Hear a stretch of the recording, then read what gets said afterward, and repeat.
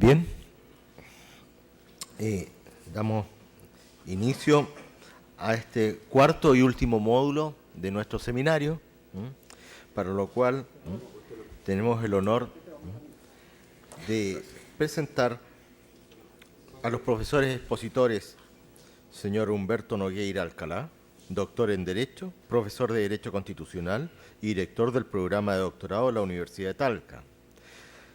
El profesor Teodoro Rivera Neumann, doctor en Derecho, profesor de Derecho Constitucional y rector de la Universidad Autónoma de Chile. La profesora comentarista, la señora Miriam Enríquez Viña, doctora en Derecho, profesora de Derecho Constitucional y directora del Departamento de Derecho Público de la Universidad Alberto Hurtado.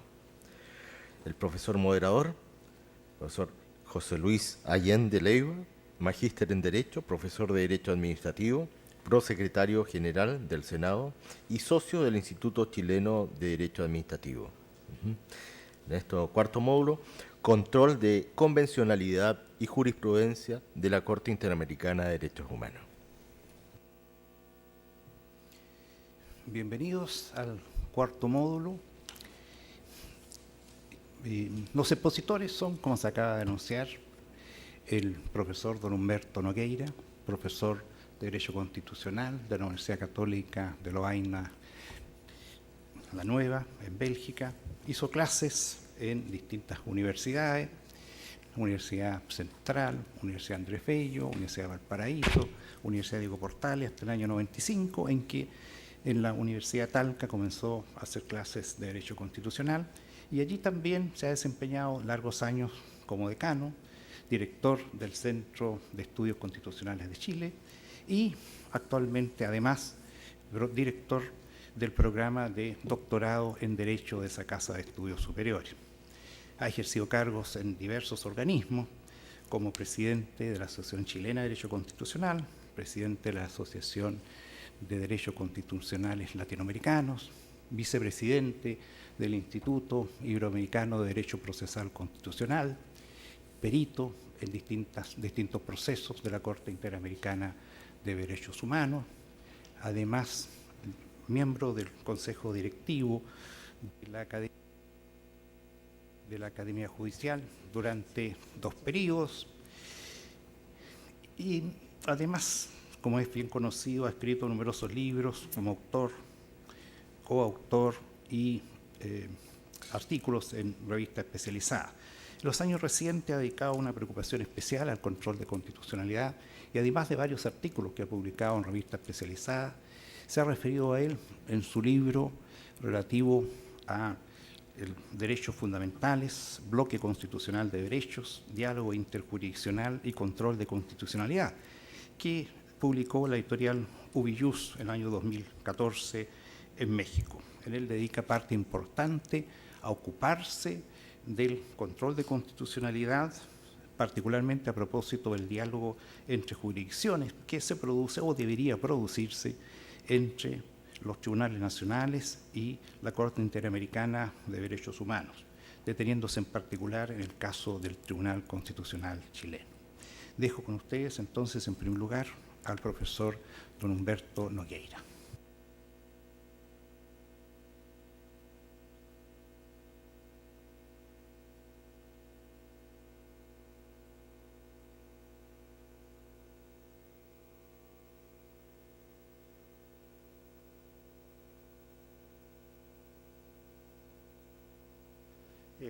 Quiero agradecer, a los organizadores la invitación, pero me voy inmediatamente, ¿cierto?, al tema porque tenemos solo 15 minutitos, para desarrollarlo.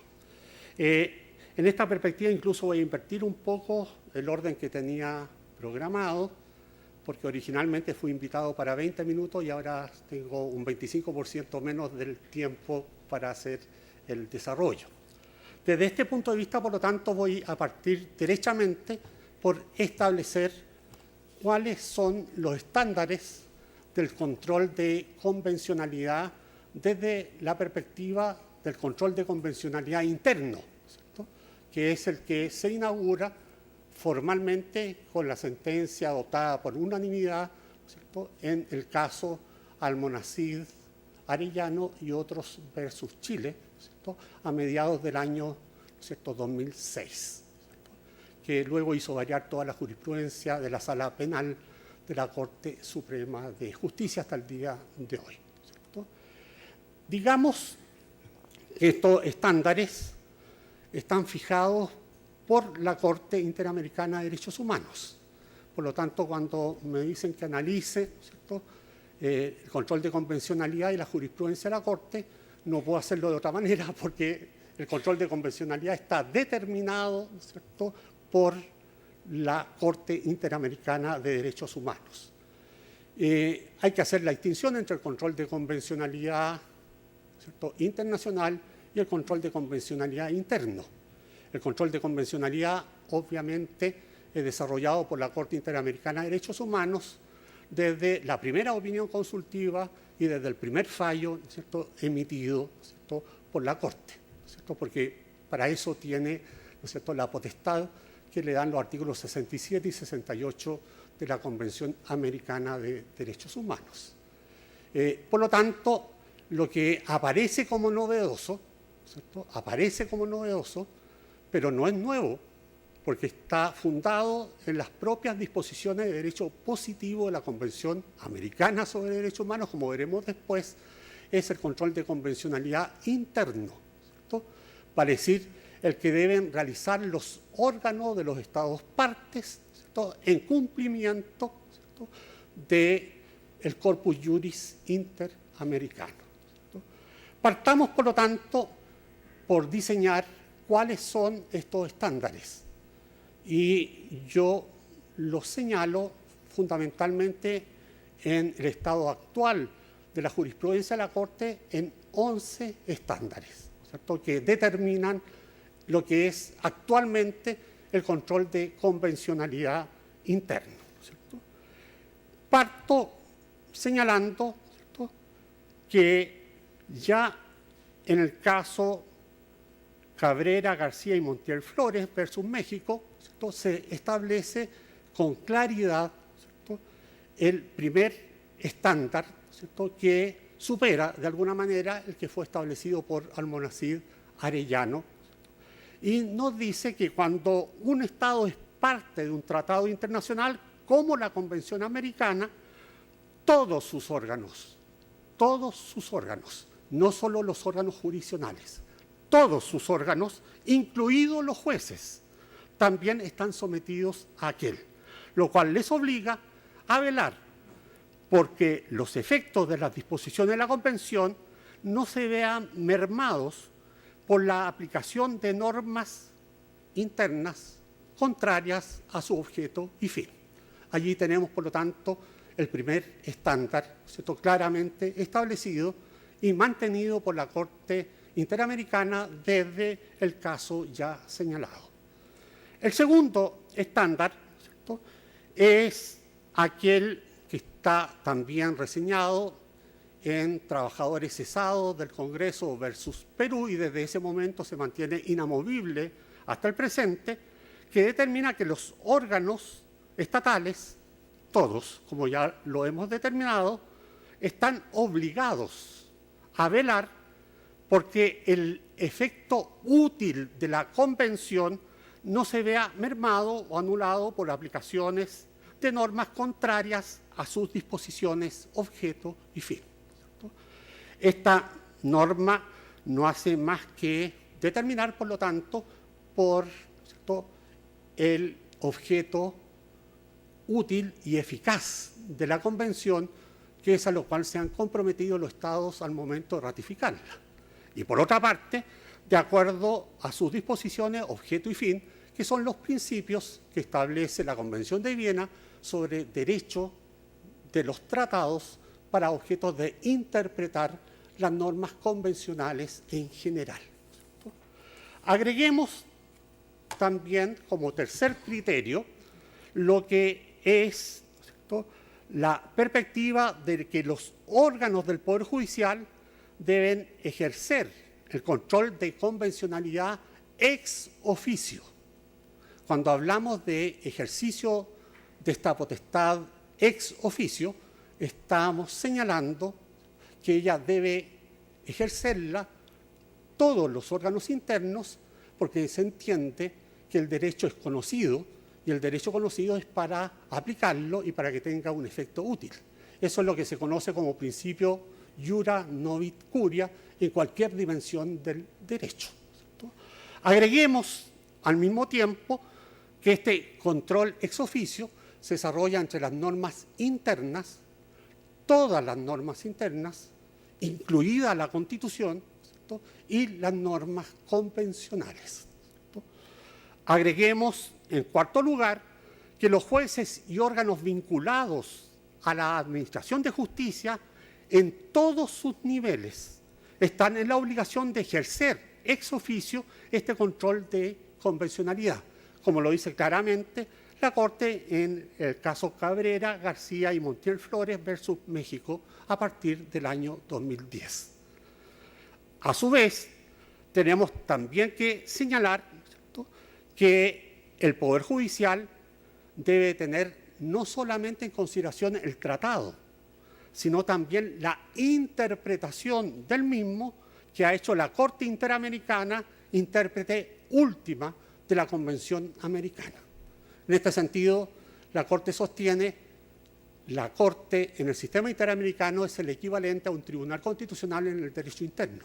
Es el que tiene la última palabra sobre el derecho positivo constitucional, en el caso de la Corte, sobre el derecho convencional, ¿cierto? Por lo tanto, no hay mucha diferencia entre uno y otro control, ¿cierto? Esto está dicho claramente en Almonacid Arellano, ¿cierto?, que fue la primera sentencia del 26 de septiembre del año 2006. Agreguemos, por otra parte, ¿cierto?, que la Corte ha establecido claramente, y no hay duda en ello, que este control de convencionalidad debe ser realizado por los Estados partes teniendo en consideración, ¿cierto?, y siendo en este sentido, ¿no es cierto?, coherente con los principios y reglas convencionales en una perspectiva de la interpretación conforme a la Convención, ¿cierto? Lo que determina la Corte en este sentido es que, por regla general, lo que debe hacer, ¿cierto?, los órganos internos es hacer el máximo esfuerzo de interpretar todas las normas del derecho interno, incluida la Constitución, conforme a la Constitución.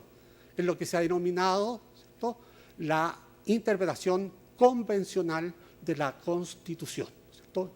Por lo tanto, lo que opera en este plano es más o menos lo mismo que opera en el plano del derecho interno cuando hacemos interpretación conforme a la Constitución, ¿cierto? Cuando hacemos interpretación conforme a la Constitución, estamos haciendo lo mismo que hacemos en el plano del derecho convencional con lo que es la interpretación conforme a la Convención, ¿cierto? No hay ninguna diferencia en la materia.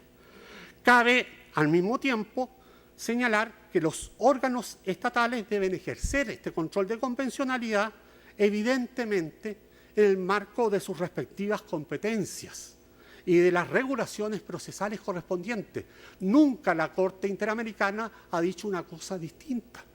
Por lo tanto, las competencias y los procedimientos los fija el derecho interno, no los fija la Convención Americana sobre Derechos Humanos, ni tampoco la jurisprudencia de la Corte. Por favor, he escuchado muchas veces muchos errores, por no decir otra cosa, sobre esta materia, ¿cierto? Agreguemos, por otra parte, que con base en el control de convencionalidad es necesario que las interpretaciones judiciales y administrativas, lo dice expresamente la Corte, ¿cierto?, y las garantías judiciales, ¿cierto?, se apliquen adecuándose a los principios establecidos por la jurisprudencia de la Corte, vale decir, del mismo tribunal, ¿cierto?, que tiene la competencia. Décimo, que es la penúltima norma sobre esta materia, nos dice que la adecuación del derecho interno, vuelvo a repetir, todo el derecho interno, ¿cierto?, implica la adopción de medidas de dos vertientes. Primera vertiente, la supresión de las normas y prácticas de cualquier naturaleza que entrañen violación a las garantías previstas en la Convención o que desconozcan los derechos allí reconocidos u obstaculicen su ejercicio. Segunda perspectiva, la expedición de normas y el desarrollo de prácticas conducentes a la efectiva observancia de dichas garantías. El caso de Leodoro Portugal versus Panamá del 12 de agosto del 2008, ¿cierto?, clarifica muy bien esta posición. Último elemento en esta perspectiva, ¿no es cierto?, que integra este estándar del control de convencionalidad es el que encontramos en el caso Liaquat Ali Books con Surinam del 30 de enero del año 2014, ¿cierto?, que es el último elemento que uno puede decir que está establecido para el control de convencionalidad, y nos dice que la Convención Americana no impone un modelo específico para realizar el control de convencionalidad. Por lo tanto, no es que la Convención imponga un modelo como también he escuchado, ¿cierto? En este sentido, cada Estado escoge, ¿cierto?, de acuerdo a su propio ordenamiento jurídico, cómo realizar el control de convencionalidad. Lo único que no puede hacer es no realizarlo, ¿cierto? Porque en este sentido las obligaciones son obligaciones de resultado y no de procedimiento, ¿cierto? Señalado ello, y me quedan muy pocos minutos para ello, simplemente voy a determinar muy rápidamente las disposiciones en que se funda y encuentra su legitimidad este control. De alguna manera, el ministro García ya lo decía. El artículo 2 de la Convención Americana de Derechos Humanos establece la obligación de los Estados partes de adecuar el derecho interno a las obligaciones convencionales. Es una obligación general, jurídica, vinculante de la Convención Americana. Segundo elemento, en esta misma perspectiva, es adecuar la conducta de los órganos, autoridades y funcionarios, ¿cierto?, a las obligaciones convencionales, ¿cierto? Esto está expresamente establecido en el artículo 2 de la Convención Americana sobre Derechos Humanos. Quiero inmediatamente pasar a otro elemento sobre el cual normalmente vamos a decir también que se cometen errores, porque a veces se dan opiniones de profesores como fundamento en vez de dar el fundamento de derecho positivo, que es el cual tenemos que tener en consideración. Cuando se dice, ¿cierto?, que el artículo 26 y 27 de la Convención Americana, ¿cierto?, están establecidos para producir efectos solo en el derecho internacional, es un error manifiesto. ¿Por qué es un error manifiesto?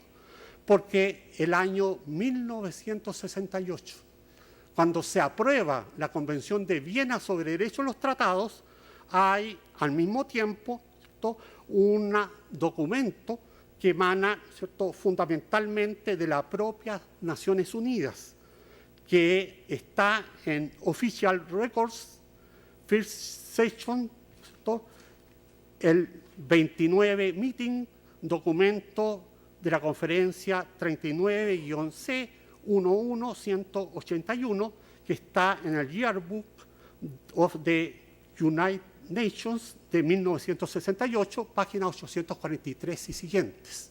Y cito, porque aquí muchas veces se dice cosas que no tienen nada que ver con la realidad, ¿cierto? ¿Qué dice esa página? Dice, las disposiciones del artículo 27 tienen por objeto impedir que los estados puedan invocar su respectiva constitución a fin de sustraerse al cumplimiento de los tratados por ellos libremente ratificados y consentidos. Lo que es obvio, ¿cierto? Ahí está el principio de buena fe, ¿cierto?, también involucrado.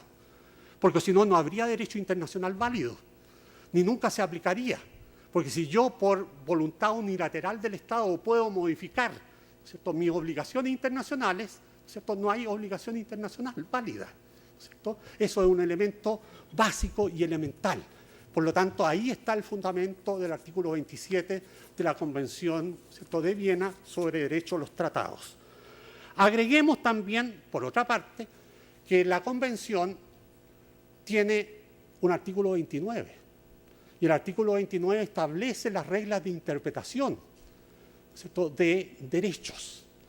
Y esa es la norma en Chile, ¿cierto?, porque es también derecho interno, ¿cierto?, de más alto nivel y fuerza normativa para la interpretación de derechos. No tenemos otra, ¿cierto?, en el ámbito chileno, ¿cierto?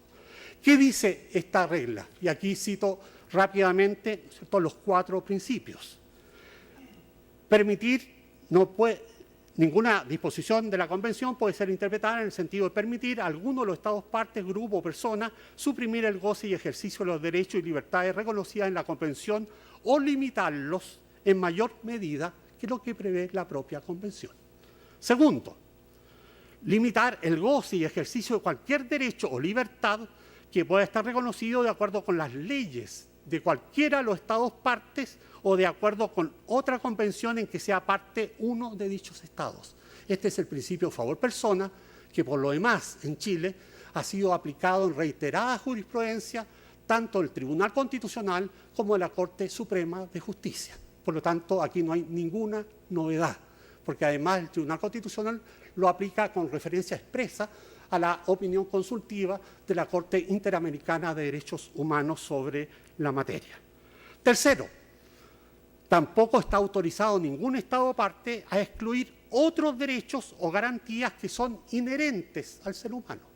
Aquí está el principio de derechos no enumerados o derechos implícitos, ¿cierto? Por lo tanto, esto tiene norma de derecho positivo que claramente está en la Convención. Y finalmente, ¿cierto?, el literal cuarto también impide excluir o limitar el efecto que puedan producir la Declaración Americana de Derechos y Deberes del Hombre, y escuchen bien, y otros actos internacionales de la misma naturaleza.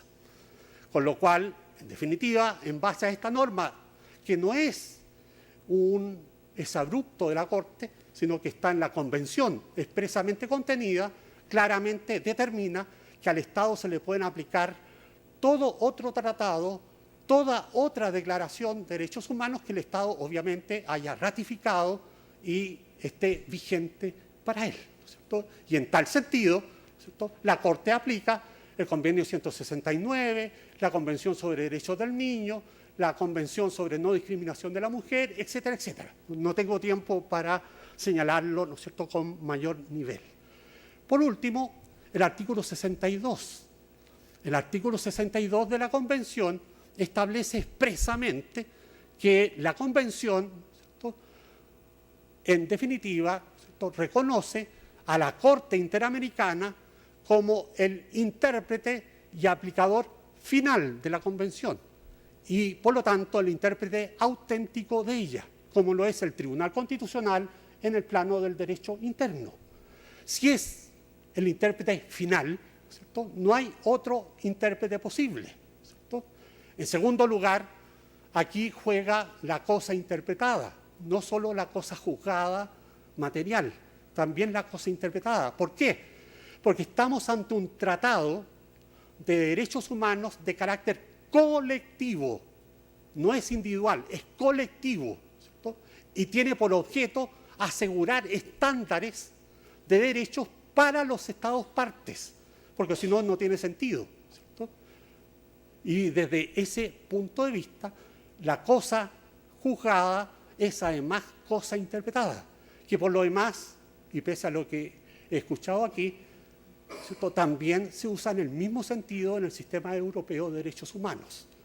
Y contra lo que aquí se ha dicho, solo pongo un ejemplo, el caso Parot, ¿cierto?, en la sala plena de la Corte Europea de Derechos Humanos, que dejó sin efecto sentencias del Tribunal Español, del Tribunal Constitucional Español y de la Corte ¿cierto?, de casación española penal, ¿cierto?, por el hecho de considerar que había contabilizado doblemente, ¿cierto?, las penas, ¿cierto?, en determinados casos.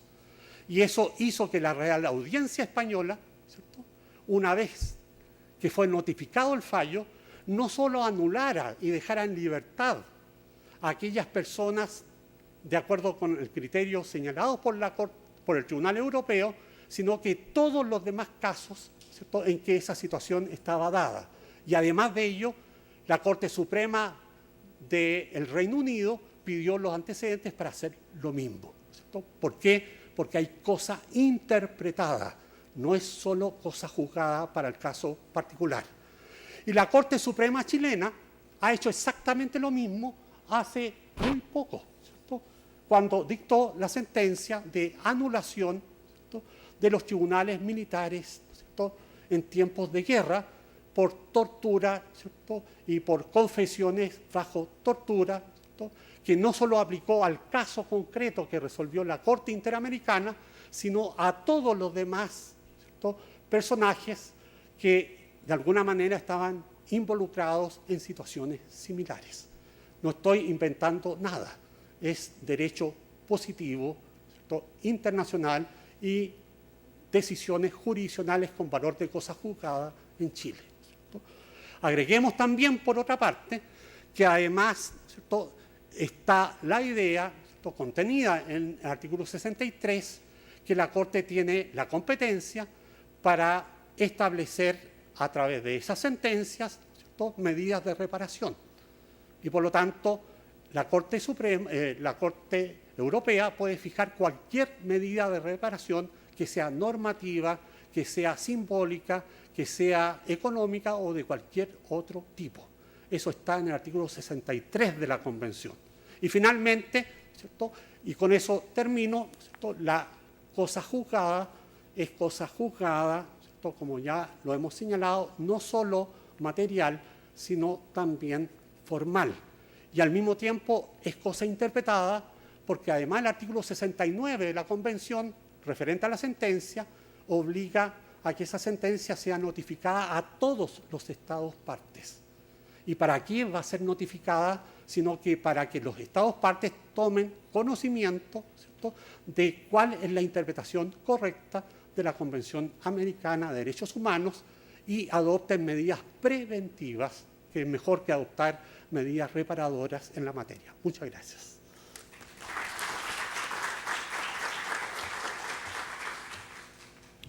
Agradecemos la intervención del profesor señor Humberto Nogueira. A continuación, hará uso de la palabra el profesor don Teodoro Rivera. El profesor Rivera es doctor en Derecho en la Universidad Julius Maximilian de Würzburg, Alemania. Fue profesor de Derecho Internacional Público, tanto en la Universidad de Chile como en la Universidad Católica. Además, después comenzó a hacer clases de Derecho Constitucional en la Universidad de Chile y en la Universidad Autónoma de Chile, de la cual es rector en su segundo periodo. Fue diputado por el Distrito 51, 5 comunas de la región de la Araucanía, durante 2 periodos, durante los cuales integró principalmente las comisiones de Constitución y de Relaciones Exteriores de la Cámara de Diputados. Abogado integrante del Tribunal Constitucional durante 3 años y luego ministro de Justicia durante 1 año y medio. Es autor de diversas publicaciones sobre derecho constitucional y derecho internacional público y se ha ocupado, entre otras materias, de la incorporación de los tratados internacionales al orden jurídico chileno y de los tratados internacionales y su control a posteriori por el Tribunal Constitucional. Le ofrecemos la palabra al profesor don Teodoro Rivera. Si usted me permite, me voy a quedar aquí para quedarme aquí. Yo quiero agradecer primero la iniciativa de realizar este seminario sobre un tema que tiene una profunda trascendencia política. Y si no reconocemos la trascendencia política de lo que estamos hablando, estamos equivocados. Porque probablemente parte de las interpretaciones que estemos dando van a, de una u otra manera, tienen un sustrato previo de dónde queremos estar hoy o mañana. Y lo que digo es, en definitiva, que el rey está desnudo Y eso tenemos que partir reconociéndolo anticipadamente. ¿Qué es lo que queremos para el futuro? Queremos que existan supratribunales en materia de derechos humanos y otras materias que se le deleguen y que la soberanía nacional se vaya restringiendo y los tribunales nacionales sean realmente tribunales locales, o queremos tener un mayor control en la manija y en definitiva confiamos más en los tribunales nacionales que en los internacionales. Esta discusión no es menor, porque yo les quiero decir que el mundo, y especialmente el mundo occidental, no sé si será el que perdure en el futuro con su fuerza innovadora y creativa. Se está desplazando geopolíticamente las fuerzas que impulsan los cambios en el mundo. ¿Ya? Y entonces, quienes vivimos en un mundo occidental, claro, miramos Europa, Estados Unidos, y su fuerza todavía permanente, pero posiblemente la jurisprudencia de 20 o 30 años no esté fundada en esos valores. Y yo me pregunto, ¿estaremos dispuestos a reconocerla? ¿O es mejor que tengamos una mayor gradualidad, una mayor prudencia en asumir o no las tribunales que vamos creando? Yo quiero distinguir entre el presente y el futuro. Mi aseveración es el futuro. Pero cuidado con elegir tesis que en el presente nos convengan y en el futuro nos lamentemos. Punto. Observación previa a lo que voy a decir, pronto ustedes pueden decodificar ahora lo que voy a decir. Sin lugar a dudas, el Pacto San José de Costa Rica es un gran documento internacional en materia de derechos humanos. Y el Pacto San José de Costa Rica ha sido además, junto con el tribunal, en muchos tiempos ha sido la última instancia a la cual han podido recurrir personas violadas en sus derechos humanos. Y por tanto, nuestra interpretación tiene que estar dada no al desconocimiento de lo existente o a eliminar lo existente, sino que a buscar fórmulas interpretativas que permitan conciliar esta jurisdicción internacional y estos tratados internacionales con la jurisdicción y los tratados y con la jurisdicción y las constituciones nacionales. En definitiva, creer que podemos erigir tribunales internacionales que sean tan prístinos y transparentes para que resguarden mejor la vida de los chilenos es un error. Si el nombramiento de los jueces también en los países tiene una cuota importante de politicidad, el nombramiento de los jueces internacionales lo tiene y multiplicado por 10. Donde no solamente influyen los estados, que por último tienen una cuota de sustento democrático, sino también otras organizaciones internacionales que no tienen ningún sustento democrático. Entonces, lo que quiero plantear es, tenemos que cuidar San José de Costa Rica, pero tenemos que tener cuidado de quién cuida al cuidador. Yo en eso ya lo dejé a todos, pensando que se tienen que meter en un búnker porque viene la desgracia. No, yo no creo en eso. Un tema muy interesante es cómo se cumplen las decisiones de los órganos internacionales. Quizás la profesora luego podría profundizar eso. Normalmente en el derecho internacional, los órganos internacionales de los cuales uno es parte adoptan decisiones y esas decisiones las acogen, lógicamente, bajo el principio de la buena fe, los órganos, los estados nacionales. Normalmente ello es así porque los sistemas normalmente son dualistas. Y en Chile, por lo menos, el sistema dualista es un sistema que exige una conversión de normas internacionales y de acuerdos de organismos internacionales en el orden interno.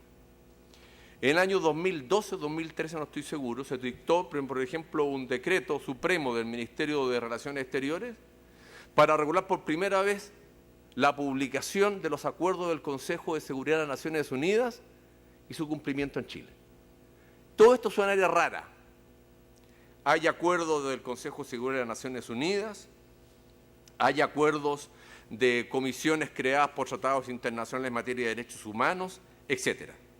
Por ejemplo, si uno mira el diario oficial, cuando el Consejo de Seguridad de Naciones Unidas adopta una decisión, se dicta un decreto supremo, donde el presidente de la República, lo firman los demás ministros que proceden, y dicen que el gobierno de la República de Chile decide dar fiel y estricto cumplimiento a la resolución XX, aprobada por el Consejo de Seguridad de Naciones Unidas, y precisa que, lo siguiente, las autoridades y órganos del Estado velará para que en el ámbito de sus atribuciones se dé cumplimiento a lo dispuesto en la resolución.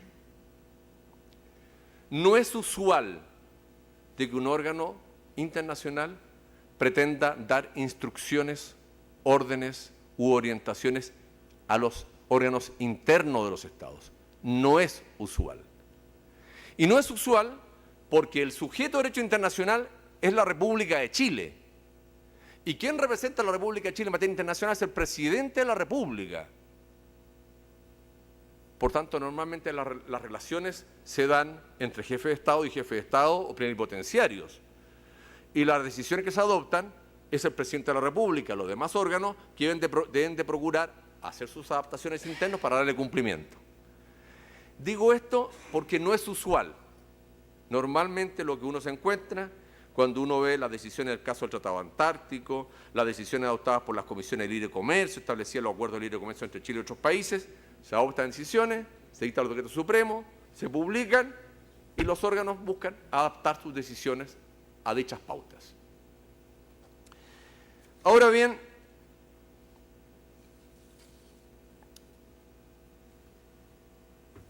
yo creo que tenemos que tener claro de que en Chile hay un sistema dual, pero amistoso hacia el derecho internacional. La Constitución del 80 tuvo una modificación en 2005. Por primera vez aparece un concepto muy interesantísimo en el artículo 54, número 1, creo, inciso quinto, que es que habla del orden jurídico chileno. Es decir, distingue claramente un orden jurídico chileno.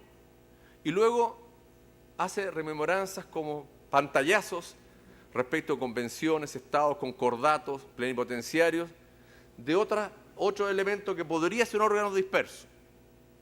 Pero lo interesante es que ese orden jurídico chino tiene una constitución, que es la cúspide del mismo. Y el Tribunal Constitucional, su supremo guardián. Quiero plantear esto porque respecto de los tratados, y los tratados que recaen sobre materias de ley, aunque sean de derechos humanos, no modifican la Constitución. No hay modificación formal de la Constitución, no hay normas constitucionales no constitucionalizadas, como existieron en la República de Weimar, que generó un debate interno y una debacle mayor. No es que aquí el Congreso se reúne, logra los 2/3 en cada Cámara, luego se reúne en un acto festivo y lo aprueban y tenemos una reforma constitucional. No, hay procedimientos formales.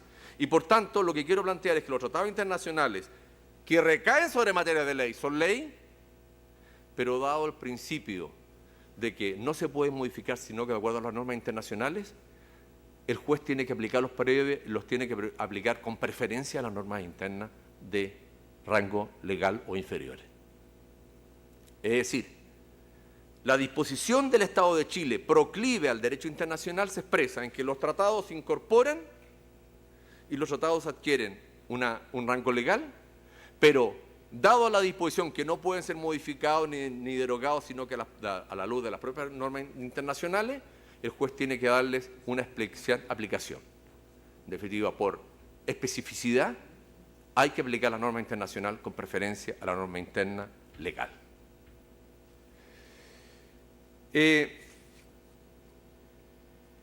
La Corte, efectivamente, la Corte a partir del caso Almonacid Arellano, planteó con fuerza que existiría una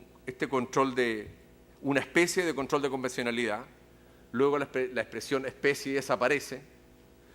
La Constitución, la Corte primero tiene, yo diría, un arrebato lingüístico cuando pretende, en el caso de Arellano, sin mayores limitaciones, precisar cómo los jueces tenían que aplicar o no. Luego aparece efectivamente, como ha señalado mi antecesor, el término que los jueces tienen que respetar las propias normativas y competencias internas. En Arellano entiendo eso que no aparece, hay una expresión un poco grandilocuente del principio del control de convencionalidad. Pero lo interesante es que la Corte Interamericana plantea que los jueces tienen que efectivamente hacer un control de convencionalidad. Y yo por lo menos a ello no me opongo, yo creo que es correcto. Pero es correcto por aplicación de la norma preferente, que es el tratado internacional frente a la norma común. Tratado internacional que no fuese modificado, derogado ni dejado sin vigencia por la disposición constitucional. Entonces aquí no estamos ante un tema de necesariamente jerarquía, sino que de especificidad. La norma internacional debe ser aplicada preferentemente para cumplir las obligaciones internacionales de Chile. La pregunta es, ¿cuál es el límite de la interpretación favorable? Al tema que me quiero referir después. Y también creo que es correcto, aunque inusual como he señalado, que la Corte haga un llamado directo a los órganos del Estado, a los demás órganos del Estado que lo haga y a los jueces que lo haga directamente. Pero dejado esa situación de formalidad, que por lo menos a mí no me preocupa mucho, lo que quiero reiterar solamente que una supuesta contradicción entre tratados y leyes u otras normas infraconstitucionales, esto no es una cuestión de constitucionalidad, sino que es un tema del derecho aplicable. Y en definitiva el derecho aplicable es preferentemente el derecho internacional en la medida que se trata de tratados que recaigan sobre materias de ley. Porque también hay un error muy recurrente de pensar que todos los tratados tienen materia de ley. No lo es así. Hay tratados políticos que no tienen ninguna norma y se celebran permanentemente estas famosas cumbres internacionales que si no terminan con un tratado no se justificó el plato y hay que terminar con un tratado o una declaración internacional, pero eso no tiene el carácter de vinculante como debería el tratado normativo.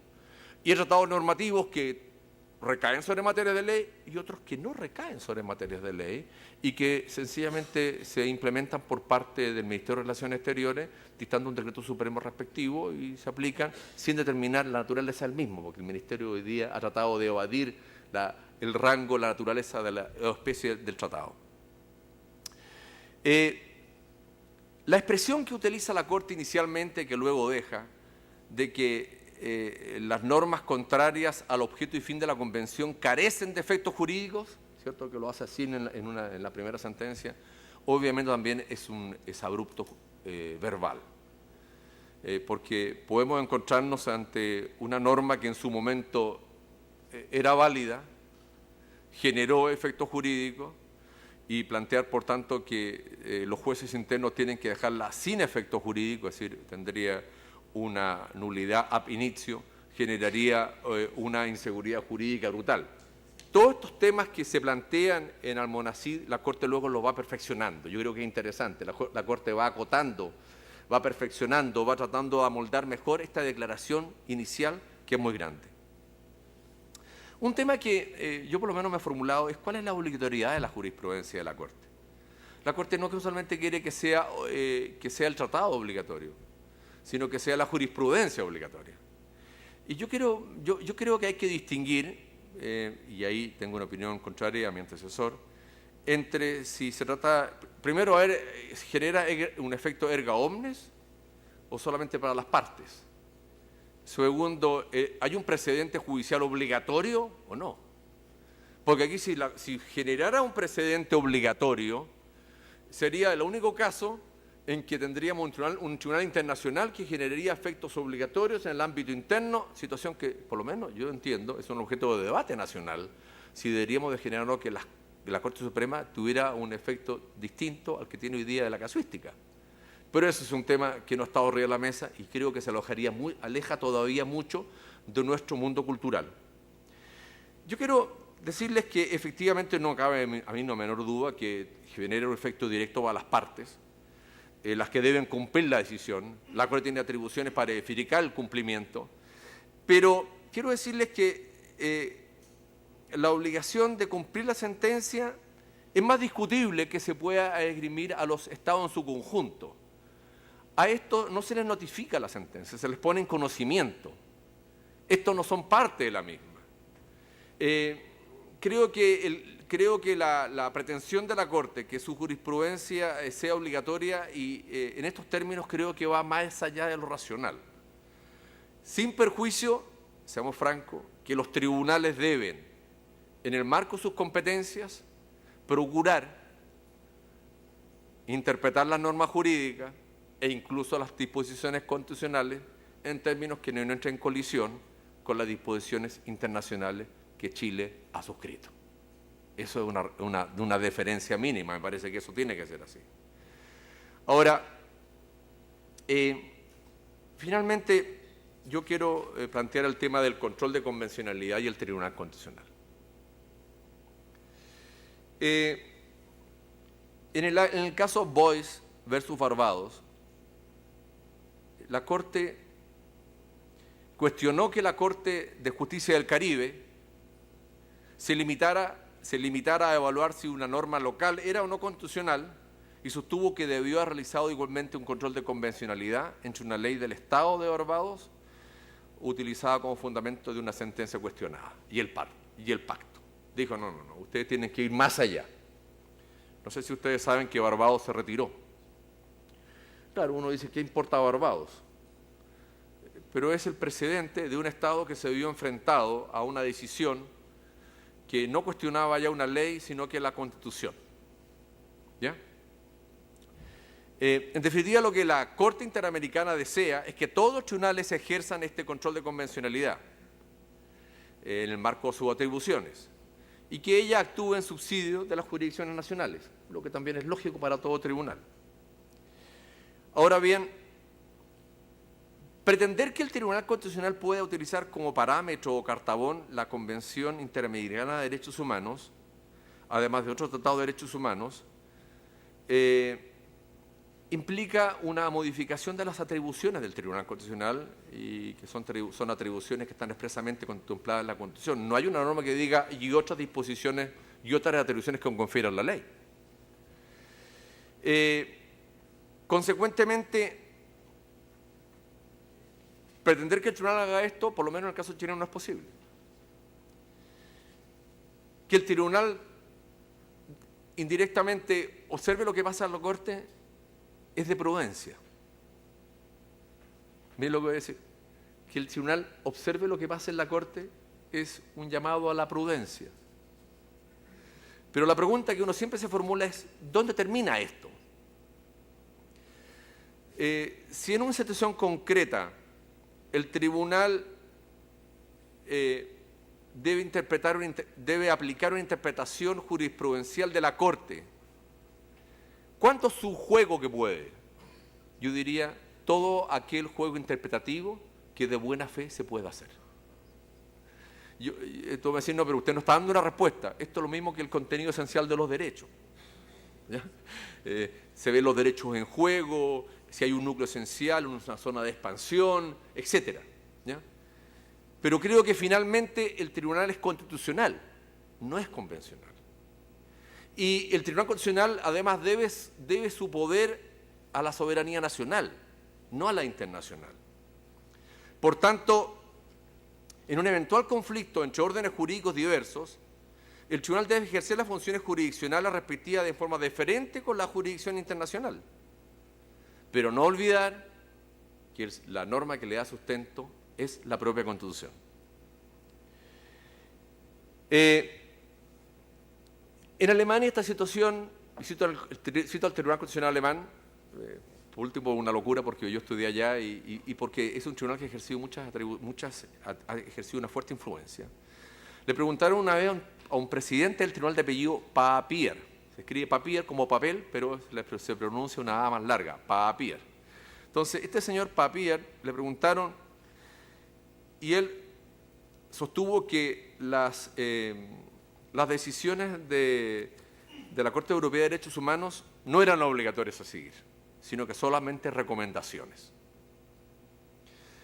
Prontamente se dio cuenta que su aseveración había sido un poco brusca, innecesariamente transparente, y se dio cuenta que en definitiva tenía que buscar formas de convivencia de dos órganos, de dos ordenamientos jurídicos diversos que lo son por naturaleza, pero que de otra manera deben buscar convivir, que es el ordenamiento internacional y el nacional. Consecuentemente, lo que corresponde es actuar de buena fe por los tribunales inferiores y los órganos del Estado para cumplir sus obligaciones internacionales. Pero hay un límite, dice el Tribunal Constitucional alemán. Y ese límite es que la Constitución alemana es una Constitución dispuesta a integrarse al mundo internacional de países pacíficos y de paz. Pero que la última palabra siempre la tiene el soberano alemán. Quiero plantear esto por la sencilla razón de que creo que no cambia mucho ese predicamento respecto de otros ordenamientos jurídicos. En el caso chileno, debemos hacer los máximos esfuerzos por conciliar la normativa interna con la internacional, porque eso es lo que hemos comprometido. Tenemos que pensar si a futuro queremos incrementar o no dichas atribuciones por la evolución que puede tener el mundo. Pero no le podemos pedir ni al Tribunal Constitucional ni a otros órganos que falten al deber para el cual los mismos han sido instituidos. Y en el caso del Tribunal Constitucional es resguardar el ordenamiento constitucional chileno. Gracias.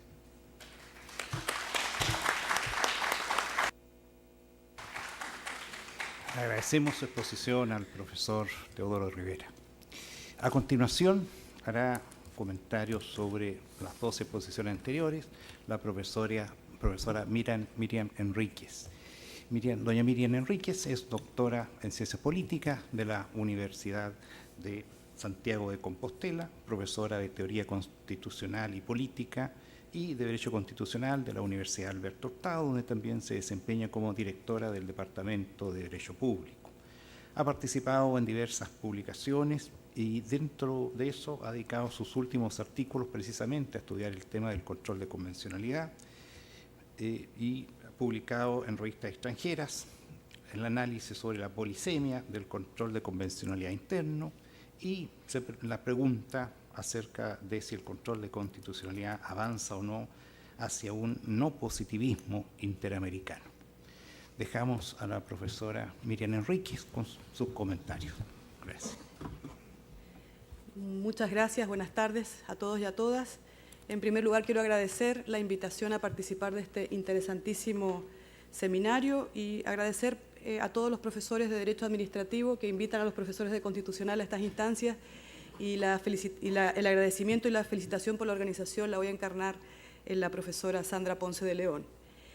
Felicitar por haber organizado un panel así tan interesante donde las visiones de los expositores son completamente contrapuestas. Yo creo que esta, digamos, previsión de tener dos expositores con visiones distintas sobre la relación entre el derecho interno y el derecho internacional, sin duda va a ser mucho más sabroso el debate y al mismo tiempo bien dificultoso para la tarea que me corresponde de comentar ambas presentaciones. Si uno escuchó atento, como todos lo hicimos, la tesis del profesor Humberto Nogueira, utilizando las categorías propias del derecho internacional pública, se acercan a un monismo, probablemente con preeminencia del derecho internacional público, y al mismo tiempo la tesis o la propuesta y las preguntas que nos plantea el profesor Teodoro Rivera se acercan más al dualismo, aun cuando él dijo con cierta amistad respecto del derecho internacional. Ahora, ambas categorías, esto de hablar del dualismo y del monismo, algunos autores ya lo han calificado como verdaderos zombies jurídicos. Y en definitiva es porque nadie podría desconocer que ambos planos, digamos, del derecho se encuentran íntimamente relacionados y por eso hablamos de alguna manera de la interamericanización de los derechos humanos, del diálogo entre las distintas jurisdicciones, del derecho constitucional multinivel, del ius constitucionale comune y otros.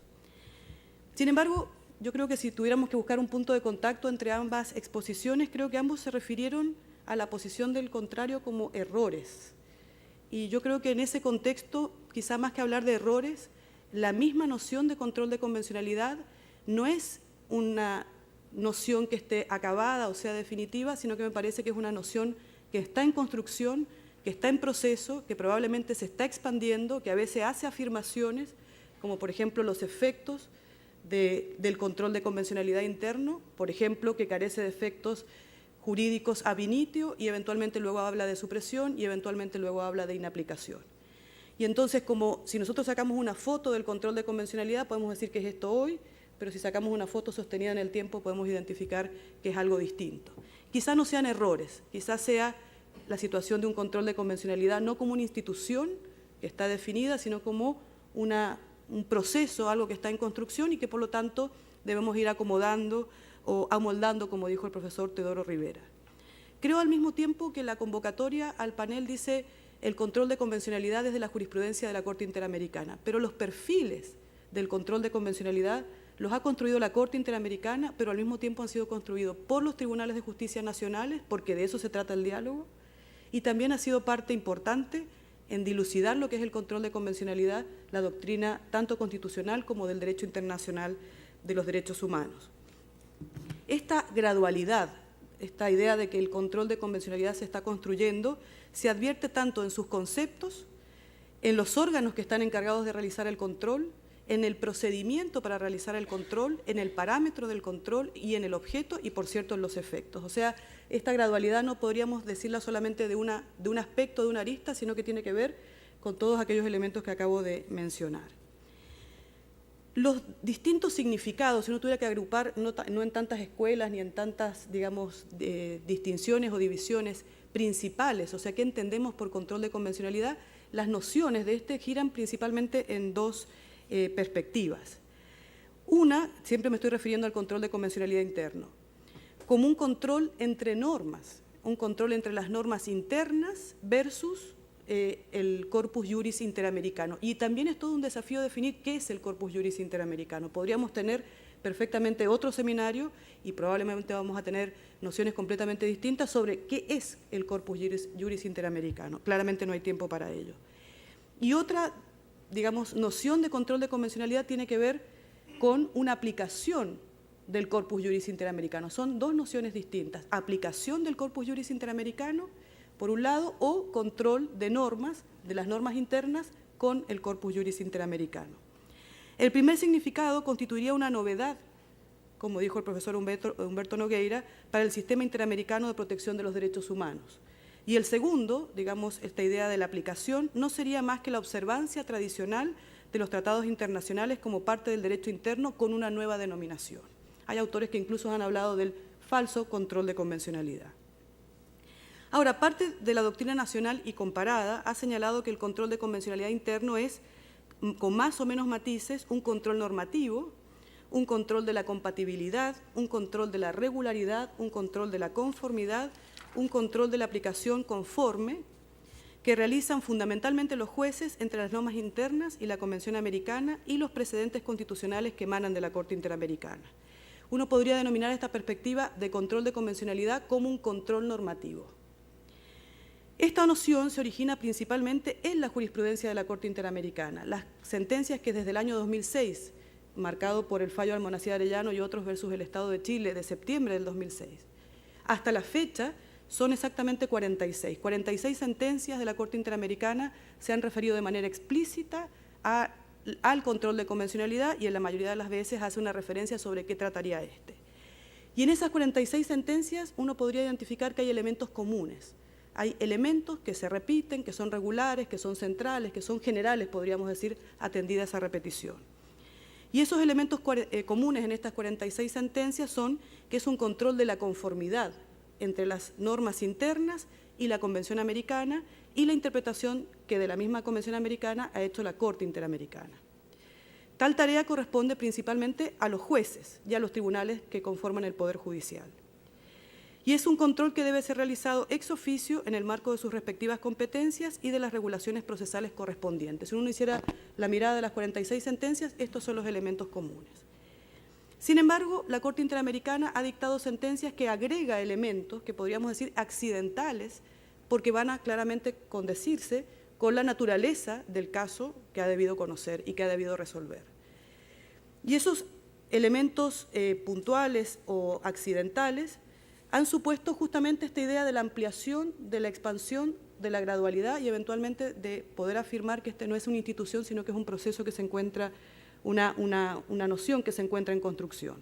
Por ejemplo, para identificar esta idea de gradualidad, en algunos fallos la Corte Interamericana ha dicho que este control deben realizarlo los jueces Y luego, como lo señalaba el profesor Humberto Nogueira, ha dispuesto que esta obligación le corresponde a toda autoridad pública. Ahí vemos nosotros cómo hay un abanico entre señalar una autoridad y luego otras, mucho más amplio, por cierto. Luego, ciertos fallos precisos de la Corte Interamericana amplían el parámetro del control de convencionalidad desde la Convención Americana más la jurisprudencia interamericana a, por ejemplo, los demás tratados de derechos humanos que son de su competencia material. Por su parte, también determinadas sentencias extienden el objeto del control de convencionalidad que va desde las normas jurídicas, a veces los fallos dicen de las normas, e incluso lo ha ampliado a las prácticas internas que son contrarias al objeto y fin del instrumento internacional o del estándar internacional de protección de los derechos humanos. Y en relación con los efectos del control de convencionalidad, hay sentencias que han hablado de supresión por invalidez y otras sentencias que han hablado de que son normas inconvencionales y que por lo tanto corresponde su inaplicación. Como ustedes verán, entonces hay elementos que son generales y comunes en prácticamente todas las sentencias y hay sentencias que tienen estos elementos que son, podríamos decir, puntuales o accidentales. Pero sin perjuicio de ello, si nosotros tomáramos una fotografía de las últimas sentencias de la Corte Interamericana, las últimas, no el recorrido de estos 10 últimos años, probablemente la noción de control de convencionalidad, yo diría, no probablemente, ciertamente la noción de control de convencionalidad coincide con los 10 estándares que acaba de anunciar el profesor Humberto Nogueira. Y que aun cuando en una disposición distinta, la propia Corte Interamericana ha señalado que son, o que el control de convencionalidad podría caracterizarse, que consiste en verificar la compatibilidad de las normas y demás prácticas internas con la Convención Americana, la jurisprudencia de la Corte Interamericana y los demás tratados interamericanos de los cuales los Estados son parte. Es una obligación que corresponde a toda autoridad pública en el ámbito de sus competencias y dentro de sus regulaciones procesales correspondientes. Para efectos de determinar esta compatibilidad con la Convención, no solo se debe tomar en consideración el tratado, sino que también la jurisprudencia de la Corte Interamericana y los demás tratados interamericanos de los cuales el Estado es parte. Es un control que debe ser realizado ex oficio por toda autoridad pública. Y su ejecución puede implicar la supresión de las normas contrarias a la Convención o bien su interpretación conforme a la Convención, dependiendo de las facultades de cada autoridad pública. ¿Qué quiero resaltar con esto? Que hay elementos que son comunes en todos los fallos, que hay elementos que son puntuales en cada fallo, pero las últimas sentencias, lo que no significa que no se pueda volver a discutir sobre estos aspectos, han señalado una serie de elementos que el propio profesor Humberto Nogueira detalló y que le llamó los 10 estándares del control de convencionalidad. De paso, esta definición que yo acabo de leer se encuentra en el cuadernillo de la propia Corte Interamericana del año 2016. O sea, la propia Corte dice que este es el concepto que hoy sostiene de control de convencionalidad. Sin embargo, a pesar de esa afirmación, uno puede identificar que hay autores y propia jurisprudencia de la Corte Interamericana que señalan que este no es un control normativo entre las normas internas y el corpus juris interamericano, sino que en realidad es la aplicación de la Convención Americana y su jurisprudencia. No es lo mismo controlar, eso lo saben bien, digamos, y lo podemos decir en el Tribunal Constitucional, no es lo mismo controlar la constitucionalidad de las normas versus la Constitución que aplicar la Constitución. Y por lo tanto un concepto que yo les acabo de referir respecto del control de convencionalidad supone controlar las normas internas respecto del corpus juris interamericano, que no es lo mismo que aplicar el corpus juris interamericano, porque son cuestiones claramente distintas. La propia Corte Interamericana ha dicho que el control de convencionalidad, además de ser un control normativo, es un control de la aplicación. Digo, no es un control de la aplicación, sino que es la aplicación de la Convención Americana y su jurisprudencia. Así, el control de convencionalidad tendría dos manifestaciones: una tendiente a cumplir con las sentencias que dicta la Corte Interamericana cuando se es parte en un caso, y la otra es cumplir con las obligaciones establecidas en la Convención. A esta perspectiva, uno le podría denominar control de convencionalidad como la aplicación del corpus juris interamericano. Esta posición fue recogida en la sentencia de supervisión de cumplimiento del caso Hellman versus Uruguay del año 2013, tal como puede leerse de su considerando número 65, es decir, esto también lo ha dicho la Corte Interamericana. Ha dicho, por otro lado, se ha acuñado en la jurisprudencia interamericana el concepto de control de convencionalidad concebido como una institución que se utiliza para aplicar el derecho internacional, en este caso el derecho internacional de los derechos humanos, y específicamente la Convención Americana y sus fuentes, incluyendo la jurisprudencia de este tribunal. Como me quedan 2 minutos, voy a ir concluyendo. Como es posible apreciar, no existe una noción definitiva, única, precisa, de control de convencionalidad interno de conformidad con la jurisprudencia de la Corte Interamericana. quizás sea esa la razón en que nosotros podamos identificar que para algunos sus afirmaciones son errores. Este es algo que se está gestando, que se está probablemente ampliando, expandiendo y eventualmente también tenga algún tipo de, retroceso en el sentido de que las cosas que se afirmen luego se desdigan. La Corte Interamericana ha ido definiendo el control de convencionalidad interno de forma paulatina. Es posible, como dijimos, distinguir dos perspectivas del control de convencionalidad. Uno como control normativo, que realizan fundamentalmente los jueces entre las normas internas y la Convención Americana y la jurisprudencia interamericana, y otra como la aplicación del Corpus Juris Interamericano, es decir, que su ejercicio supone la aplicación por los jueces de la Convención y su jurisprudencia a los casos de que conoce. Tal constatación, estas dos nociones, estos dos conceptos, permite concluir que el control de convencionalidad no es aún una institución, como la propia Corte lo ha dicho, sino que es un proceso en construcción y probablemente en expansión. Yo creo que el profesor Teodoro Rivera nos plantea una serie de desafíos que vale la pena considerar, como él bien dijo, hacia futuro. Y los desafíos dicen relación con la idea de soberanía estatal y probablemente con el principio de legalidad, porque cuando llama la atención y dice la Corte Interamericana puede, como un órgano supranacional o internacional, que no es lo mismo, pero en definitiva que un órgano que no sea un órgano del Estado pueda disponer que cumplan competencias que son propias de los órganos nacionales, ahí nos deja planteada claramente una pregunta muy provocativa.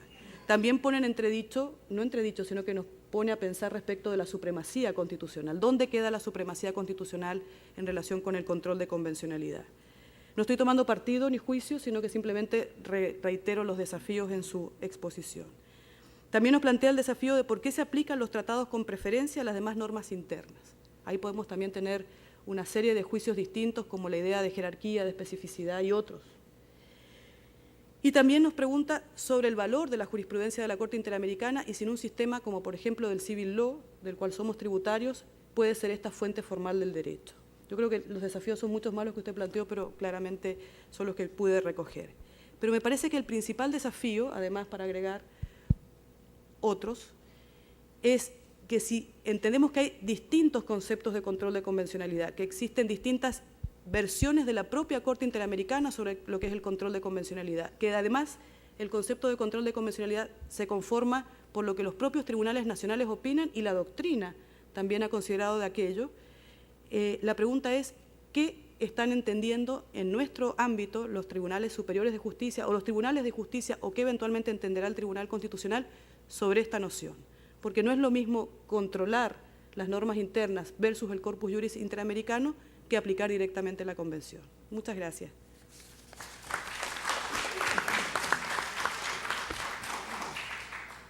Muchas gracias a la profesora Enríquez. Se va a abrir la posibilidad de hacer hasta 3 preguntas. La organización tiene la palabra.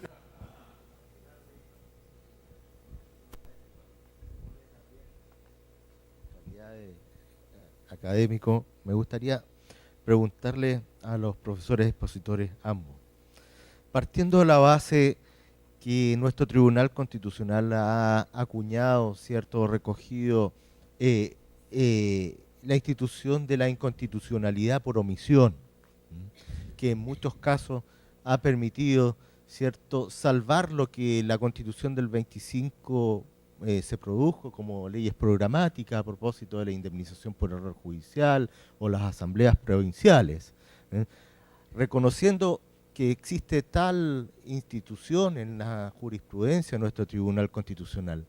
¿Podría darse una especie de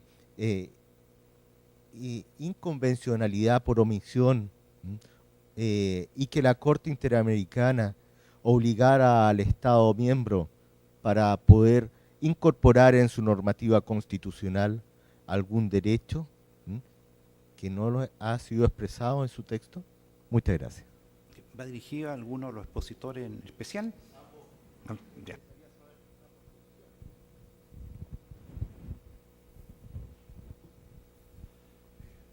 Bueno, voy derechamente a la consulta y para responderla brevemente. El Tribunal Constitucional lo ha hecho, ¿no es cierto?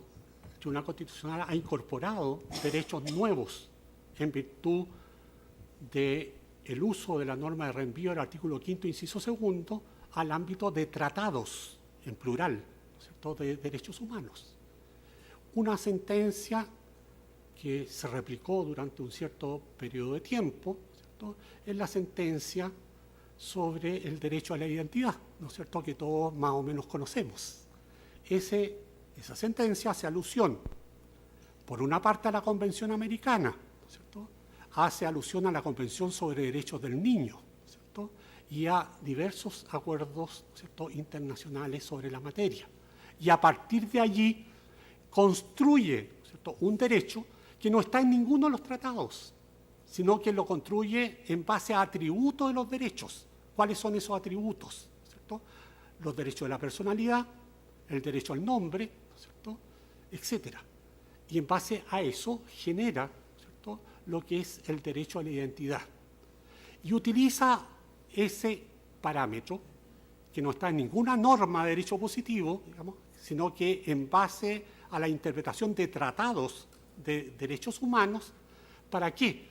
Para declarar la inaplicabilidad de un artículo, ¿cierto?, del Código Civil, el que determina, ¿cierto?, en algunos casos, ¿cierto?, el plazo para el reconocimiento de paternidad, ¿cierto?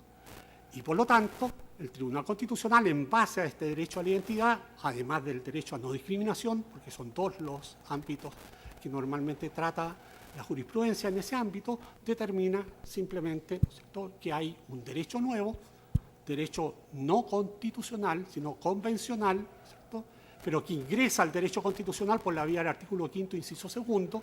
Por eso el artículo 5º, inciso 2, es una norma de reenvío al derecho internacional. Y está expresamente señalada en la Constitución. Y lo puedo decir con claridad porque yo era asesor de la Secretaría General de la Presidencia de la República cuando esa norma, ¿cierto?, de alguna manera, ¿cierto?, fue interpretada y aplicada, digamos, ¿cierto?, teniendo al mismo tiempo a Francisco Cumplido en el Ministerio de Justicia, que, ¿cierto?, también compartimos, ¿cierto?, la misma perspectiva y además está por escrito su posición, ¿no es cierto?, sobre la materia. Dentro de esta perspectiva, debemos decir que eso no es propio del Tribunal Constitucional. Los tribunales ordinarios han creado otros derechos que no están expresados en la Constitución. Más aún, ¿cierto?, han aplicado, ¿cierto?, derechos que, de acuerdo al artículo 20 de la Constitución, no son susceptibles de aplicación mediante recurso de protección. Pero mediante recurso de protección se ha reconocido el derecho a la propia imagen, por ejemplo, ¿cierto?, y me han citado a mí como parte de la doctrina, ¿cierto?, en el derecho. Y por lo tanto, eso es así. Por lo tanto, estoy citando un derecho en cada una de las dos jurisdicciones, ¿cierto?, pero hay muchos más, digamos, ¿cierto? Ya el ministro, ¿cierto?, uno de los ministros del Tribunal Constitucional reconoció el derecho, ¿cierto?, a ampliar el derecho a la libertad de información al derecho a la información. ¿Y en base a qué lo hace? En base al artículo 13 de la Convención Americana sobre Derechos Humanos, porque no hay otra norma que establezca que es parte del derecho a la libertad de información el derecho a la información, ¿cierto? Por lo tanto, es norma expresa de la Convención Americana sobre Derechos Humanos, ¿cierto?, para solo señalar 3 casos, pero no tenemos tiempo para explicitar más sobre la materia. Yo conozco pocas personas que tengan mayor capacidad de prédica de una doctrina que la que tiene mi amigo el profesor Nogueira, porque 3/4 partes de los estudiantes de Chile sostienen que los tratados internacionales tienen rango constitucional o supraconstitucional, y yo por lo menos lo que sé es que esa no es la tesis que se ha acogido por los tribunales de justicia, por lo menos por el Tribunal Constitucional. Y sumamente claro, el Tribunal Constitucional va a tener que decidir si quiere ser el juzgado de policía local en Chile o si quiere ser en definitiva lo que es el Tribunal Constitucional, la cúspide de la Constitución. Eso no significa que uno no invoque tratados internacionales para justificar sus tesis. Yo creo que es parte de la parte, es un elemento de la parte considerativa de los fallos. Pero está claro que, a ver, yo tampoco culpo a la Corte Interamericana de Derechos Humanos lo que hace. Yo creo que la Corte lo que hace es lo que hace todo órgano que tenga poder. Trata de extenderlo. Es la naturaleza humana, no es la perversión humana, es la naturaleza humana. El tema es que hay que buscar formas de conciliación entre la soberanía nacional y la soberanía internacional que se ha delegado, donde hay que entender, sin embargo, que la soberanía internacional delegada se tiene que interpretar restrictivamente, por razones que la soberanía nacional está radicada esencialmente en el país, no organismos internacionales. Yo no veo al Tribunal Constitucional ejerciendo controles de convencionalidad, no le compete. Cuando entramos en una discusión de prerrogativa de norma, de especialidad de norma, obviamente, vuelvo a decir, yo creo que hay que, efectivamente los jueces en una discusión entre una norma legal X y una norma convencional deben preferir la norma convencional por la disposición favorable de la Constitución al derecho internacional, en la medida que esa norma internacional haya sido incorporada previamente a Chile. ¿Ya? Pero yo no veo en ese rol al Tribunal Constitucional porque no veo cómo va a ejercer el control de constitucionalidad invocando normas convencionales, salvo que uno sostenga que la norma convencional por artículo 5 y 2 podría tener rango constitucional o supraconstitucional. La tesis de mi colega. Pero como esa tesis yo no la comparto, no creo ni puedo sostener que el tribunal tenga esa atribución. Sí, claro. Sí. El profesor Nogueira quiere hacer una acotación. Una aclaración. Primero, yo nunca he sostenido, y pueden leer todos mis artículos, que los tratados tengan rango supraconstitucional. Lo que yo he dicho, que los derechos limitan el ejercicio de la soberanía, que es muy distinto, ¿cierto? Y eso es lo que dice nada menos que el artículo 5º, inciso 2 de la Constitución. Por lo tanto, por favor, no pongan en mis bocas palabras que nunca he pronunciado, digamos, y donde he sostenido que los derechos son lo que limitan la soberanía y no las fuentes en que están contenidos los derechos. Por lo tanto, una cosa es el contenido y otra el continente. Y por eso he sostenido también que toda la tesis, ¿cierto?, de la jerarquía de los tratados no tiene nada que ver con el ámbito sustantivo. ¿Por qué? Porque estamos ante derechos. Y los derechos esenciales de la persona son derechos, ya sea porque el Estado lo ha reconocido en la Constitución o porque el Estado ha asumido a través de los tratados que ellos son atributos de la dignidad de la persona humana, como además lo ha reconocido tanto el Tribunal Constitucional como la Corte Suprema de Justicia en Chile, ¿cierto? En muchas sentencias, ¿cierto? No hay una sola, hay muchas sentencias que así lo dicen expresamente. Podría citarlas también, pero no es del caso. Agreguemos también, por otra parte, que en el ámbito actual, en materia de derecho sustantivo, no de derecho del poder, sino de derecho sustantivo, no derecho, ¿no es cierto?, orgánico, ¿no es cierto?, lo que juega no puede ser el principio de jerarquía. Por dos razones. La primera, porque no hay jerarquía entre el derecho internacional y el derecho interno. Por la sencilla razón, y eso lo sabe Teodoro muy bien, que el derecho internacional se genera de acuerdo con las normas del derecho internacional y con los modos de producción del derecho internacional, ¿cierto? Y también lo sabe Miriam, ¿cierto? Y el derecho interno se genera con las normas de producción de normas del derecho constitucional. Por lo tanto, no hay en este sentido, digamos, una subordinación de uno al otro, cualquiera sea el que quiera subordinarse, ¿cierto? Por lo tanto, yo no participo ni de las teorías monistas ni de las teorías dualistas, porque eso no existe de acuerdo al derecho internacional vigente, ¿cierto?, en el siglo XXI, no en la primera mitad del siglo XX, ¿cierto?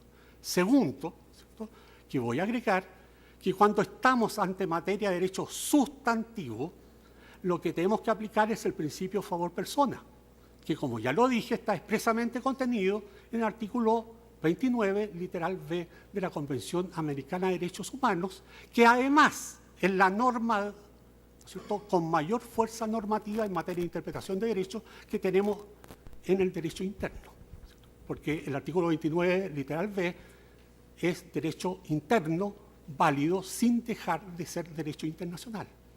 Y desde esa perspectiva, ¿cierto?, para salirnos, ¿cierto?, de ámbitos que a mi juicio no están vigentes y no son aplicables, ¿cierto?, en este sentido, la norma favor persona, el principio interpretativo, el postulado de interpretación favor persona, tiene dos vertientes. La primera vertiente es la vertiente interpretativa, que implica la obligación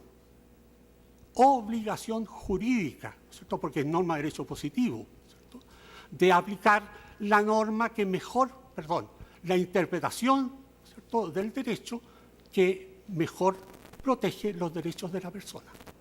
Y así lo ha interpretado el Tribunal Constitucional y así lo ha interpretado, ¿cierto?, también la Corte Suprema de Justicia. Y esto es comprobable, no estoy diciendo cosas que estén al voleo, ¿cierto? Así es. Yo no digo cosas que no tengan fundamento. Segundo elemento, en la misma vertiente interpretativa, las normas restrictivas de derecho deben entenderse en un sentido estricto y no pueden, por lo tanto, ampliarse de forma analógica, ¿cierto? Son elementos básicos del principio favor persona que nos vincula. Pero además, el principio favor persona tiene una vertiente normativa.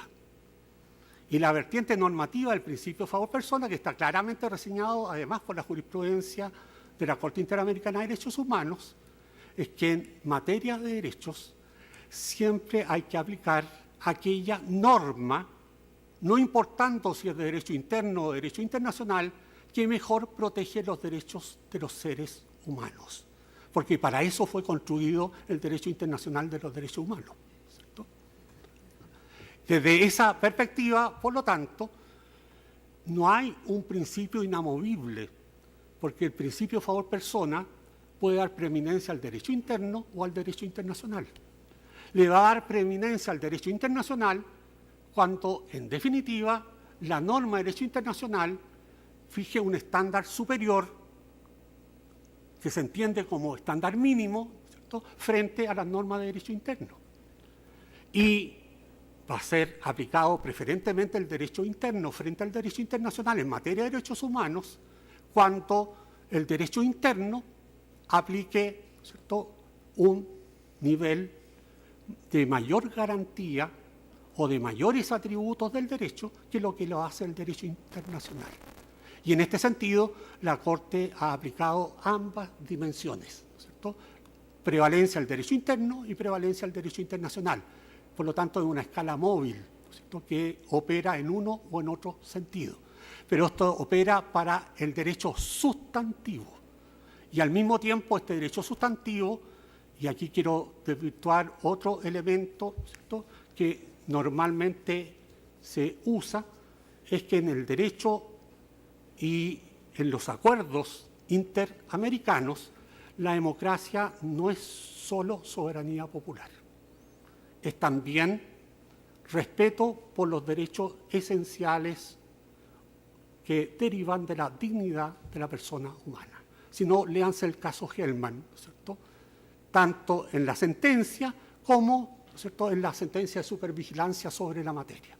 Y eso ha obligado, por lo tanto, a la Corte Suprema de Uruguay a modificar su criterio, ¿cierto?, que había sido en contra, ¿cierto?, de la sentencia original, ¿cierto?, en el mismo caso.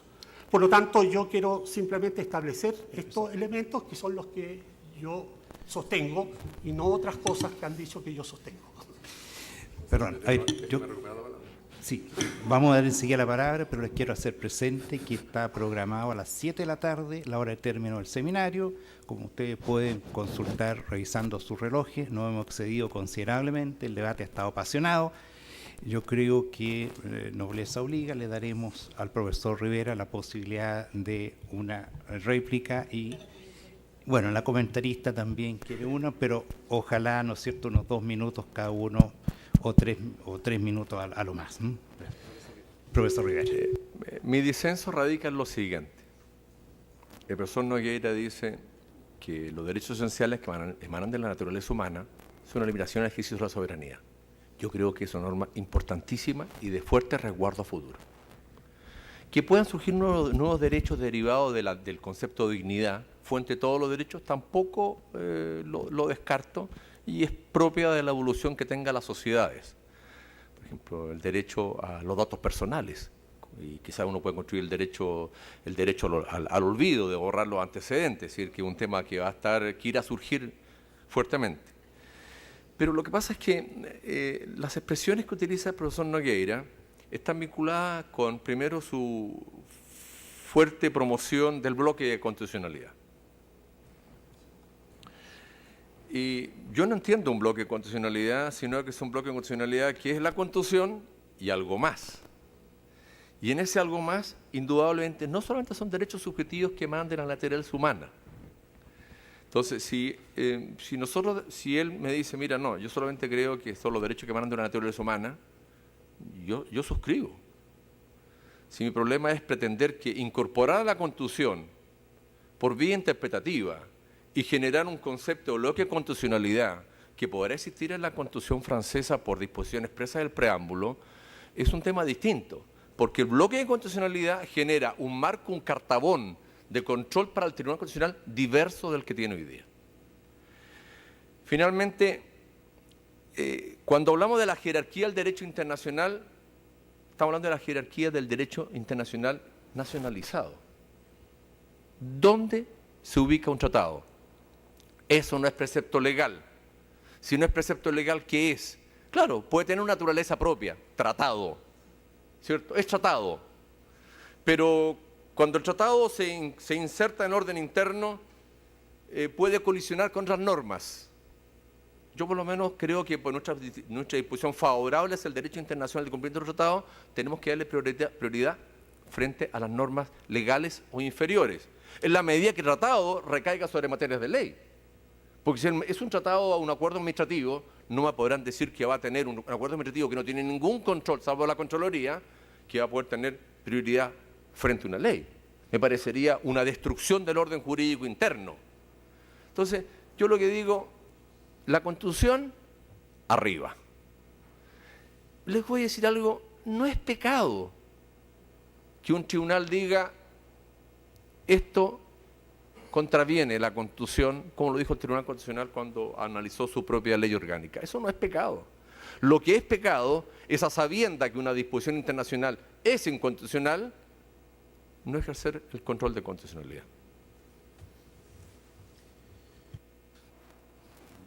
La profesora Enríquez, unos 2 minutos y con eso terminaría. No me discrimine por comentarista. Fíjense que en el comentario de recién quise hacer referencia a que ninguna de las, digamos, dos visiones del control de convencionalidad está errada, sino que el control de convencionalidad está en construcción y por eso es siempre posible tener una visión distinta del mismo asunto. Y al mismo tiempo yo creo que no necesariamente las afirmaciones que hacemos se hacen sin fundamentos, sino me parece que podemos tener distintas formas de entender el derecho. Yo creo que ese es el punto de partida y claramente los expositores tienen distintas formas de entender el derecho. El profesor Nogueira dice, yo nunca dije que los tratados internacionales tienen jerarquía constitucional o supraconstitucional, sino que hice referencia a que los derechos contenidos en los tratados son un límite al ejercicio de la soberanía y por lo tanto son preestatales y por sobre la Constitución. Pero, por ejemplo, yo sí he dicho que quisiera que los tratados internacionales de derechos humanos tengan jerarquía constitucional, pero no necesariamente es lo que la Constitución dice, porque no dice nada. Una cosa es que yo quiera que tengan jerarquía constitucional o que quisiera que tuvieran jerarquía constitucional los tratados de derechos humanos y otra cuestión distinta es que la Constitución lo diga o no lo diga, y en este caso no lo dice. Y yo creo que es justamente uno de los temas que de cara a la reforma o nueva Constitución debiera ser dilucidada finalmente por nuestra Carta Fundamental, porque de lo contrario esta discusión, que la tenemos hace no sé cuántos años, se va a seguir sosteniendo. No fui capaz de sacar la cuenta. Y por eso cuando me presentaban, justamente uno de los artículos que escribí en este último tiempo dice: el control de convencionalidad hacia un no positivismo interamericano. Y ahí está justamente la diferencia en las posiciones, en la forma de entender el derecho, porque el profesor Nogueira dice: son los derechos contenidos en los tratados los que tienen eventualmente rango supraconstitucional o supraconstitucional. Y la verdad es que desde mi punto de vista, como profesora de Derecho Constitucional, que trata de mirar siempre esto de la teoría de las fuentes del derecho, no me es posible entender los derechos sin que estén contenidos en una fuente del derecho. Y por lo tanto, como hay una distinción en la forma de entender el derecho, para mí los derechos son los que están contenidos en una ley, en un tratado o en la Constitución. Y desde esa perspectiva cobra mucha relevancia definir cuál es la jerarquía de los tratados. Esa es la razón por la que algunos nos obsesionamos con la jerarquía de los tratados, porque solo pensamos que los derechos pueden existir en la medida que estén contenidos en una fuente del derecho. A diferencia justamente de la visión del profesor Nogueira, que dice: a mí me interesa que sean los derechos con independencia de la fuente que los contenga. Pues son formas distintas de entender el derecho.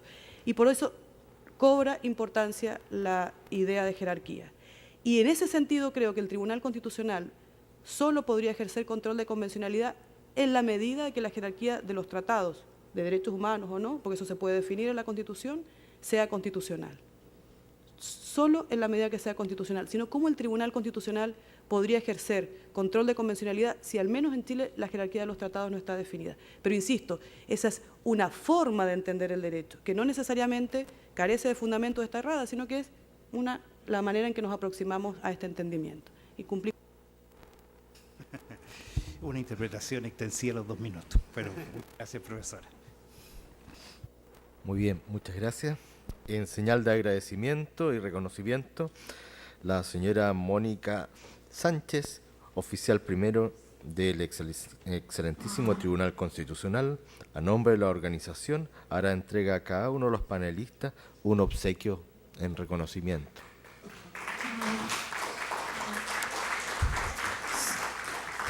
Sin perjuicio de lo expresado, y con el objeto de cerrar como corresponde este seminario, invito al podio a la profesora Sandra Ponce de León, en su calidad de directora del Instituto Chileno del Derecho Administrativo, quien nos dará unas palabras de cierre o clausura. Muchas gracias. Gracias. Bueno, con este marco un poco reducido de público, pero tengo que dar, ¿no es cierto?, las excusas primero que todo del presidente de nuestro Instituto de Derecho Administrativo, don Domingo Hernández, por no haber participado en esta segunda sesión, porque tuvo que atender un problema, un asunto familiar más que un problema, así que no se asusten en ese sentido. Pero también en su nombre y en el del directorio del Instituto, al cual formo parte, como decía el presentador, agradezco en primer lugar al Tribunal Constitucional, a la Corte Suprema y a la Contraloría General de la República por el apoyo que nos han prestado para el desarrollo de este encuentro académico a través de su patrocinio. Y en segundo lugar, agradezco especialmente a los asistentes, a los que se han quedado también al último, ¿no es cierto? Allá hacen así, muchas gracias, porque con su interés, y esto es lo más importante que quería señalarles, el interés de ustedes en participar en este tipo de encuentros nos van a animar a perseverar. ¿Perdón? Gracias, profesores. Sí, no, después vamos a seguir esta discusión eterna. Por eso, a eso me iba a referir ahora. Lo más importante, yo creo, que es la participación, el interés de los asistentes precisamente en estos debates, porque eso es lo que nos anima a nosotros como Instituto de Derecho Administrativo a perseverar en uno de nuestros principales objetivos. ¿Y cuál es uno de los principales objetivos nuestros? Abrir precisamente esos espacios de difusión de los clásicos, ¿no es cierto?, y nuevos tópicos y tendencias del derecho público. Por eso acá hablamos del constitucional y el administrativo, es derecho público y estamos compartiendo eso, pero desde la academia y también desde su aplicación fundamentalmente por los tribunales de justicia. Por eso tuvimos acá la Corte Suprema, del Tribunal Constitucional que nos ha acogido en esta preciosa nueva sede, ¿no es cierto?, y definitiva sede, y de la Contraloría General de la República, que como todos sabemos son los principales órganos de control de la regulación de la conducta de los particulares, ¿no es cierto?, y que emana de otros órganos estatales, fundamentalmente del legislador y del presidente de la República. Tenemos control de legalidad, control de ley y control del acto administrativo. Pero también este seminario, y ahí voy a tomar lo que nos decía la profesora Enrique, nos invita además a discutir acerca precisamente de ese diálogo que hay desde ese control o de ese control con el Corpus Juris Interamericano, ¿ya? Y eso es la invitación, por eso les agradezco, ¿no es cierto?, la participación y nos animan, como les digo, a seguir adelante en este camino de objetivo. Así que muchísimas gracias por su participación.